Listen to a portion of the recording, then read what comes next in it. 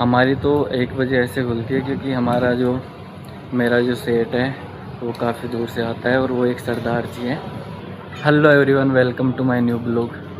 तो गाइस, जैसा कि मैंने पिछले वीडियो में आपको बताया था कि मैं ड्राई फ्रूट्स की दुकान पे काम करता हूँ, तो मैं आपको बता दूँ कि हमारी दुकान पे सिर्फ़ और सिर्फ अखरोट का काम चलता है। अखरोट गिरी आती है। एक तो अखरोट आता है मतलब पूरा साबुत, जिसको तोड़ के उसके अंदर से फिर अखरोट निकालते हैं। तो उनको तोड़ने का हमारा काम नहीं है। हमारे पास तोड़ने के बाद जो अंदर जो अखरोट होता है वो ऐसे ही ऐसे बॉक्स में पैक होके आता है। 10-10 किलो के 6-6 किलो के बॉक्स होते हैं और फिर उनको एक्सपोर्ट इंपोर्ट किया जाता है। वैसे खुली अखरोट हम नहीं बेचते, जैसे कि 1 किलो 2 किलो ऐसा कुछ भी नहीं है। सीधे बॉक्स के बॉक्स बिकते हैं। यहाँ पे मतलब दलाल होते हैं जो ख़रीदते भी हैं और बेचते भी हैं, तो उनके माध्यम से और सीधे बॉक्स के बॉक्स यहाँ पर बिकते हैं। और गाइस, मैं आपको बता दूं कि यहाँ पर जो सर्दी का मौसम होता है उसमें इनका सीजन ड्राई फ्रूट्स का सबसे अच्छा चलता है। जैसे कि सर्दी स्टार्ट होती है अक्टूबर, हाफ अक्टूबर या नवंबर मान लो, यानी कि बढ़िया सर्दी, तो नवंबर दिसंबर जनवरी यानी कि 3.5 या 4 महीने तक ये सीज़न चलता है। उसके बाद कुछ भी सीज़न नहीं चलता। नॉर्मल जैसे एक दिन में 1 डब्बा बिक गया, 2 बिक गए, 5 बिक गए, बस इतना ही चलता है। और जो सीज़न होता है उसमें 200 डब्बे, 1-250 डब्बे, मतलब 1000-1500 डिब्बे बिकना और आना वापस सामान ऐसे चलता रहता है। तो उसके अंदर मैं आपको बता दूं कि मेरा क्या काम रहता है। मेरा काम रहता है, हमारी एक छोटी सी दुकान है। छोटी सी मतलब कितनी बड़ी बताऊं,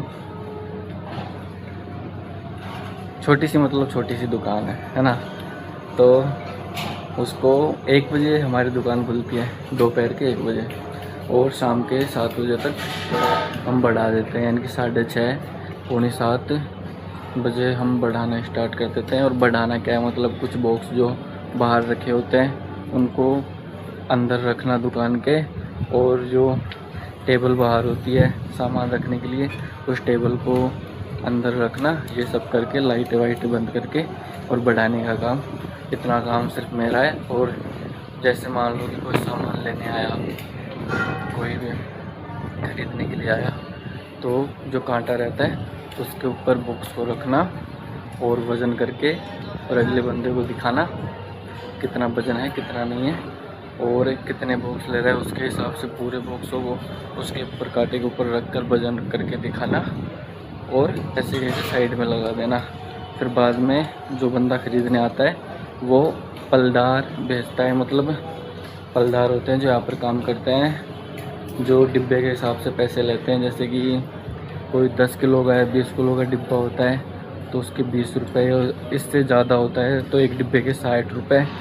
चाहे आप थोड़ी सी दूर लेके जाओ, लेकिन अगर आपने पलदार लगाया ना तो वो पूरे रुपए लेगा। तो ऐसे पलदार आते हैं, फिर जो मैंने डिब्बे लगाए थे उनको वो उठा कर ले जाते हैं। बस इतना सा मेरा काम है। और गाइज, यहाँ पर जो पलदार होते हैं उनमें से 60 से 70% राजस्थानी मिलेंगे, मतलब मेरे राज्य से, और बचा कुचा 20-30% यूपी के, बिहार के ऐसे होते हैं। मतलब लोकल तो कौन ही ये काम करेगा, खैर यहाँ का बाहर के ही होते हैं जो भी करने वाले होते हैं। और यहाँ पर नहीं है कि सिर्फ़ और सिर्फ हमारी दुकान ही 1 बजे से 7 बजे तक ओपन रहती है, मतलब 1 बजे खुलती है 7 बजे बंद होती है। यहाँ का जो पूरा मार्केट है, पूरे मार्केट का एक टाइम है 12 से लास्ट 7 तक।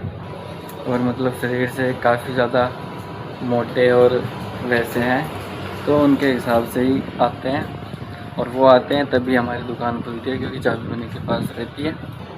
और ये 1 से 7 का टाइम होने से मतलब मेरी पढ़ाई भी अच्छे से हो जाती है, क्योंकि सिर्फ 6 से 7 घंटे दुकान पर रहना पड़ता है, उसके अलावा जो टाइम रहता है उसमें मैं स्टडी करता हूँ। खाने का है तो खाना मैंने होटल से लगा रखा है, मतलब यहाँ पे मंथली के हिसाब से होटल पे देना पड़ता है, जो दोनों टाइम का खाना आ जाता है। और मंथली के यहाँ पर 2500 से 3000 रुपये लेते हैं वो, यानी कि खाने के हिसाब से कि आप खाने में क्या क्या लेना चाहते हो तो उसके हिसाब से पैसे होते हैं।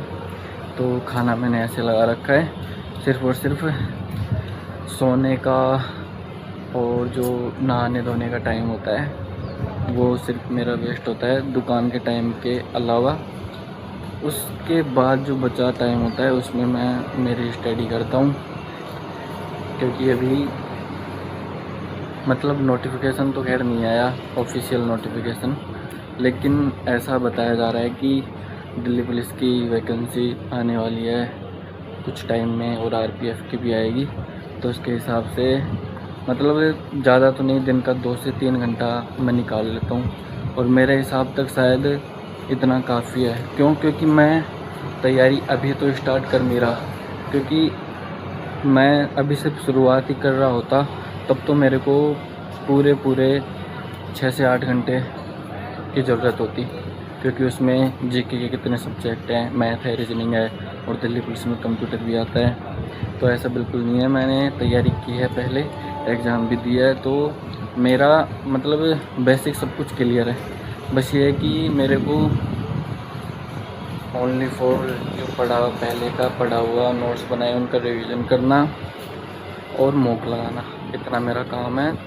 और जब ऑफिशियल नोटिफिकेशन एसएससी की वेबसाइट पर आ जाएगा उसके बाद 2 से 3 महीने इतने दिन पहले तो नोटिफिकेशन आता ही है।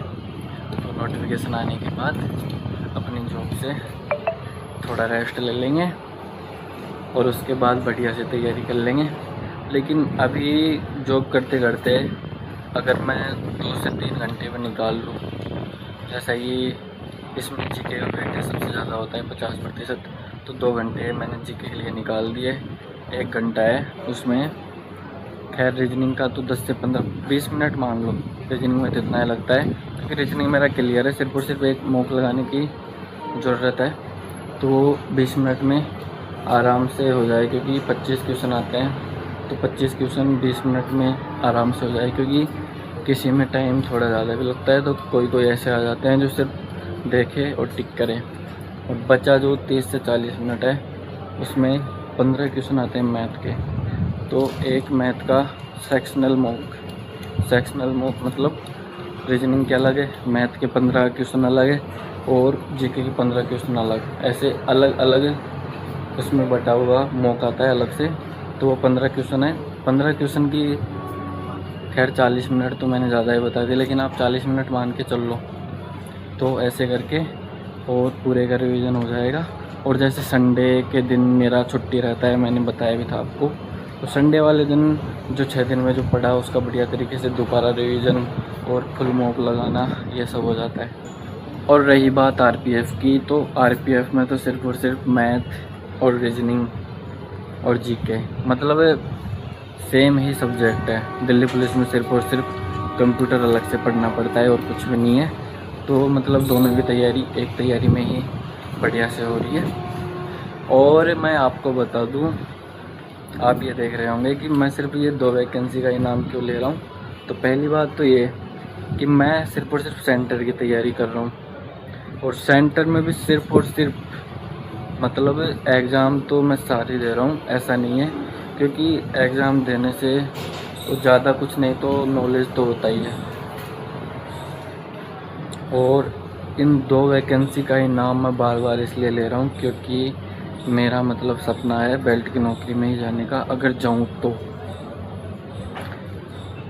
अगर इसमें नहीं हुआ तो फिर और किसी में तो खैर जाना ही है, अगर और किसी में हुआ तो।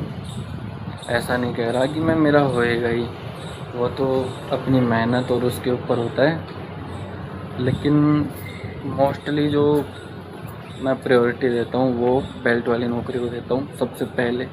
अगर मिले तो बढ़िया से तैयारी उसी की करूँगा, नहीं इस पर और तो वैकेंसी देनी है, जैसे एनटीपीसी हुई, ग्रुप डी हुई, ये सब और हाँ, सबसे मेन बात जिसके लिए मैं वीडियो बना रहा था, खैर लास्ट में बोल रहा हूँ क्योंकि मेरे को याद नहीं आया, कि जंतर मंतर पर अभी जो धरना चल रहा है, तो गाइस उसके अंदर जाने का मन तो बहुत है। और मैं फ़िलहाल में हूँ भी दिल्ली, ज़्यादा दूर नहीं है मेरे से, बट मैं जा इसलिए नहीं सकता क्योंकि मुझे सिर्फ़ और सिर्फ संडे को छुट्टी मिलती है, उसके अलावा छुट्टी नहीं मिलती। और वैसे मैं कर नहीं सकता क्योंकि दुकान पर मतलब हेल्पर टाइप में सिर्फ़ और सिर्फ मैं एक ही बंदा हूँ हमारी दुकान पे, और कोई है नहीं जो अगर मैं छुट्टी कर लूँ और मैं चला जाऊँ तो उसके बाद संभाल ले, तो इस वजह से जा नहीं सकता। और जो पिछला संडे गया है उसको मैं अगर जाता तो वो संडे 19 तारीख का था, और धरना प्रदर्शन जो मतलब जंतर मंतर से और संसद के लिए जो मार्च स्टार्ट हुआ था वो स्टार्ट हुआ था 20 तारीख को। तो 19 तारीख को जाके मतलब ही क्या था, 20 तारीख को फिर वापस आके और अपनी ड्यूटी ज्वाइन करनी पड़ती, तो इसलिए मैं गया नहीं। तो आज के लिए इतना ही रखते हैं। आई होप आपको वीडियो अच्छी लगी होगी, तो हमारी वीडियो को लाइक करें और हमारे चैनल को सब्सक्राइब करें। मिलते हैं नेक्स्ट ब्लॉग में।